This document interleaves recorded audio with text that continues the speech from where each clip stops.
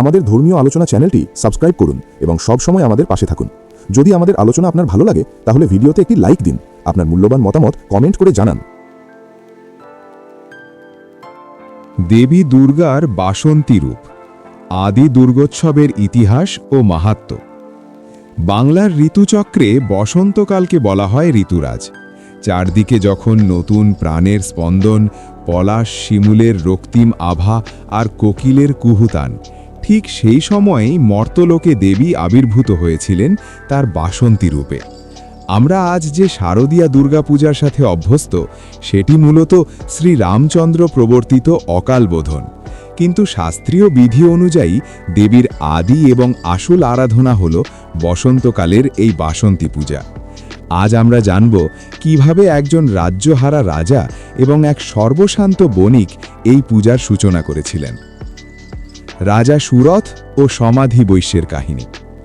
পুরাতন কাহিনী অনুসারে চৈত্রবংশীয় রাজা সুরথ ছিলেন অত্যন্ত প্রজাবৎসল এবং ন্যায়পরায়ণ শাসক। তার রাজ্যে শান্তি ছিল, প্রজারা ছিল সুখে। কিন্তু সময়ের ফের বড়ই বিচিত্র। কোল বিধ্বংসী নামক এক জবন জাতির কাছে যুদ্ধে পরাজিত হয়ে রাজা সুরথ তার রাজ্য হারান। পরিস্থিতি এতটাই প্রতিকূল হয়ে ওঠে যে তার নিজের মন্ত্রী এবং অমাত্যরাও তার সাথে বিশ্বাসঘাতকতা করেন। পরাজিত এবং অপমানিত রাজা একা এক ঘোড়ায় চড়ে গভীর বনে চলে যান। বনে ঘুরতে ঘুরতে তিনি এসে পৌঁছান মহর্ষি মেধসের আশ্রমে। সেখানে শান্ত পরিবেশে হিংস্র প্রাণীরাও শান্ত থাকে। রাজা ভাবলেন এখানে হয়তো তিনি শান্তি পাবেন, কিন্তু না, তার মনে সারাক্ষণ নিজের হারানো রাজ্য, প্রজা এবং হস্তিশালার কথা মনে পড়তে লাগল। তিনি ভাবছিলেন, যারা আমাকে ঠকালো, আমি কেন এখনও তাদের কথা ভেবে কষ্ট পাচ্ছি। ঠিক সেই সময়েই তার সাথে দেখা হলো সমাধি বৈশ্যের।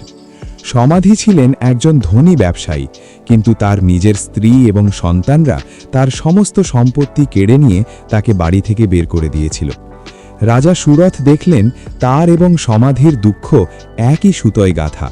দুজনেই ভাবছিলেন, কেন এই মায়া, কেন এই টান? মহর্ষি মেধসের নিকট তত্ত্বজ্ঞান ও দেবী মহামায়া। রাজা এবং বৈশ্য দুজনেই মহর্ষি মেধসের শরণাপন্ন হলেন। তিনি তাদেরকে এক গভীর সত্যের সন্ধান দিলেন। তিনি বললেন, এই যে জগৎ, এই যে মায়া, সবই দেবী মহামায়ার খেলা। তিনি যাকে ইচ্ছা জ্ঞান দেন, যাকে ইচ্ছা মহাচ্ছন্ন করেন। তিনি এই মহাবিশ্বের আদি শক্তি। মহর্ষি তাদের শোনালেন দেবী দুর্গার মাহাত্ম্য এবং তার তিনটি প্রধান রূপের আবির্ভাবের কাহিনী। মহর্ষি মেধস তাদের পরামর্শ দিলেন যে যদি তারা নিজেদের হারানো শান্তি ও সমৃদ্ধি ফিরে পেতে চান, তবে সেই আদি শক্তি দুর্গার আরাধনা করেন। যেহেতু সময়টি ছিল বসন্তকাল, তাই সেই বিশেষ তিথিতেই শুরু হলো আরাধনার প্রস্তুতি। প্রথম বাসন্তী পূজা ও দেবীর আবির্ভাব। রাজা সুরথ এবং সমাধি বৈশ্য নদীর তীরে মাটির মূর্তিতে দেবীর আরাধনা শুরু করলেন। কঠোর তপস্যা, জপ এবং যজ্ঞ চলল দীর্ঘ 3 বছর। বসন্তের নির্মল আকাশ আর প্রকৃতির সবুজ সমারোহের মাঝে তারা দেবীকে মা ডাকতে লাগলেন। অবশেষে চৈত্র মাসের শুক্লপক্ষের অষ্টমী ও নবমী তিথির সন্ধিক্ষণে দেবী মহামায়া প্রসন্ন হলেন। তিনি দুর্গারূপে আবির্ভূত হয়ে তাদের দর্শন দিলেন। বসন্তকালে আরাধনা করার কারণে দেবীর সেই রূপটি বাসন্তী নামে পরিচিত হল। দেবী রাজাকে তার হারানো রাজ্য ফিরে পাওয়ার বর দিলেন এবং সমাধি বৈশ্যকে দিলেন পরম মোক্ষ বা ব্রহ্মজ্ঞান। অকাল বোধন ও শারদীয়া পূজা বনাম বাসন্তী পূজা।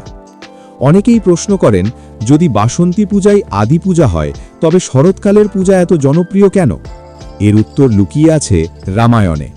ত্রেতা যুগে লঙ্কার রাজা রাবণকে পরাজিত করার জন্য রামচন্দ্রকে অকালে দেবীর পূজা করতে হয়েছিল।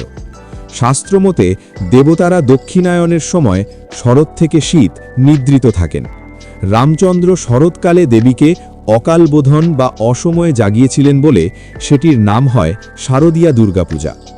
কিন্তু শাস্ত্রে বলা হয়েছে মূল পূজা বসন্তকালেই বিধেয়।